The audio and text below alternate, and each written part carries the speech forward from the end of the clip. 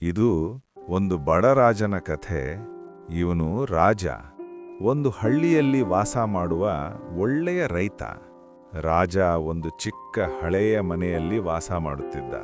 ಮಣ್ಣಿನ ಗೋಡೆಗಳು ಮತ್ತು ಮಣೆ ಛಾವಣಿ. ಮಳೆ ಬಂದಾಗ ಮನೆಯೊಳಗೆ ನೀರು ತುಂತುರು ಬೀಯುತ್ತಿತ್ತು. ಆದರೂ ರಾಜ ಎಂದಿಗೂ ಬೇಸರ ಪಡಲಿಲ್ಲ. ಯಾಕೆಂದ್ರೆ ಅವನು ಯೋಚಿಸ್ತಿದ್ದ, ಮುಂದೊಂದು ದಿನ ನಾನು ಒಳ್ಳೆಯ ಮನೆ ಕಟ್ಟಿಯೇ ತೀರುವೆ ಎಂದು. ಪ್ರತಿ ಬೆಳಗ್ಗೆ ರಾಜ ಬೇಗ ಎದ್ದು ಹೊಲಕ್ಕೆ ಹೋಗ್ತಿದ್ದ. ಅವನು ಕಷ್ಟಪಟ್ಟು ಕೆಲಸ ಮಾಡ್ತಿದ್ದ. ಕಬ್ಬು ಬೆಳೆ ಕತ್ತರಿಸ್ತಿದ್ದ.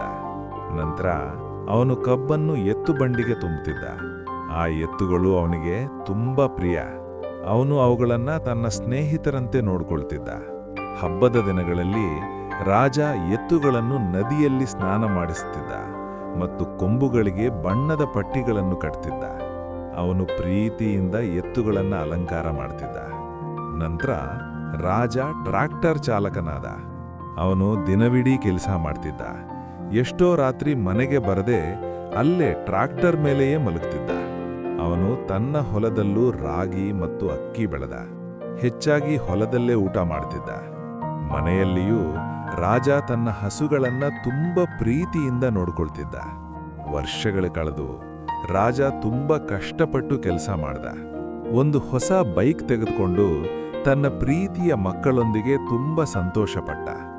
ಒಂದು ದಿನ ಅವನ ದೊಡ್ಡ ಕನಸು ನಿಜವಾಯಿತು.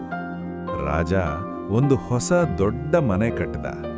ಅವನ ಕುಟುಂಬ ತುಂಬ ಸಂತೋಷಪಟ್ಟಿತು. ಈಗ ರಾಜ ತನ್ನ ಹೆಂಡತಿ, ಮುದ್ದಾದ ಮಗಳು ಮತ್ತು ಮಗನ ಜೊತೆ ಸಂತೋಷವಾಗಿ ಬದುಕ್ತಿದ್ದ. ಅವನು ಇಷ್ಟಕ್ಕೆ ತೃಪ್ತಿಪಟ್ಟು ಸುಮ್ಮನೆ ಕೂತಿರಲಿಲ್ಲ. ಯಾವುದೇ ಆಡಂಬರದ ಜೀವನ ನಡೆಸಲಿಲ್ಲ. ಹಗಲು ರಾತ್ರಿ ಎನ್ನದೇ ದುಡಿಯುತ್ತಲೇ ಇದ್ದ ಈ ಶ್ರಮಜೀವಿ.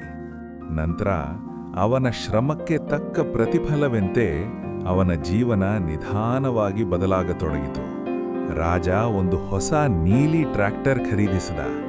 ಅವನ ಮಕ್ಕಳಿಗೆ ತುಂಬ ಖುಷಿಯಾಯಿತು.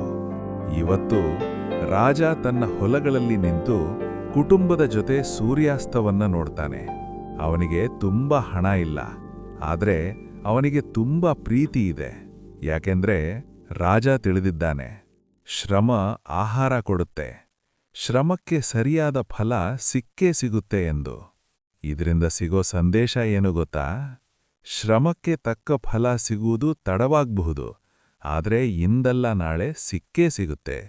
ಕಾಯ್ಬೇಕಷ್ಟೇ.